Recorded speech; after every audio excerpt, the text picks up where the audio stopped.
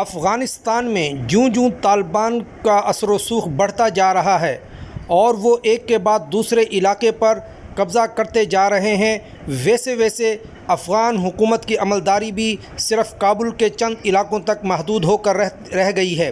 اس کے ساتھ ساتھ ایسے ممالک جنہوں نے وہاں اربوں ڈالرز کی سرمایہ کاری کی تھی، ان کی سرمایہ کاری بھی ڈوبتی ہوئی نظر آ رہی ہے۔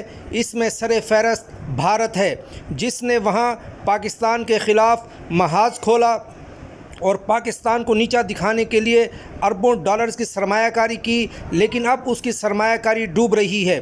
تازہ اطلاع یہ ہے کہ بھارت نے قندھار میں اپنے قونصل خانے کو بند کر دیا ہے۔